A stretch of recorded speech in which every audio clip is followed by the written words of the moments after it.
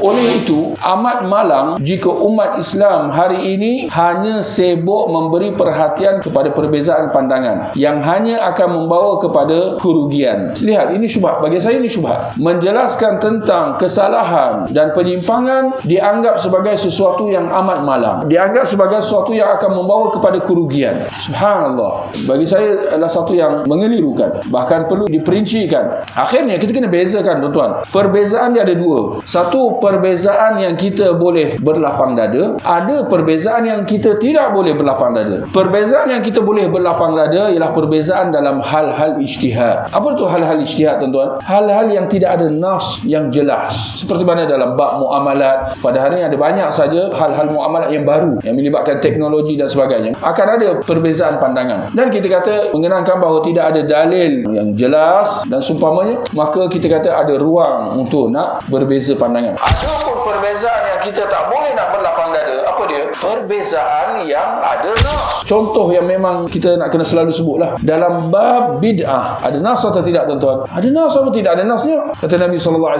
wa kullu bid'atin dalalah. Dan semua bid'ah adalah sesat. Ini Nabi SAW kata. Jadi, mereka yang kata sebaliknya, mereka yang kata bahkan buka semua bid'ah sesat, perkataan mereka menyalahi nas atau tidak? Menyalahi nas secara jelas, tanpa ada sebarang kesamaran. Maka adakah pandangan mereka boleh diraikan? Kita kata kalau dah menyalahi nas, apatah lagi amalan-amalan mereka jelas-jelas menyalahi sunnah Nabi SAW, perkara yang Nabi tak pernah buat, dan mereka sendiri mengaku. Kalau mereka jahil, itu satu perkara lah, kita kena jelaskanlah. Tapi dalam keadaan mereka sendiri mengaku Nabi tak pernah buat, tapi mereka bertapi-tapi, tapi apa salahnya?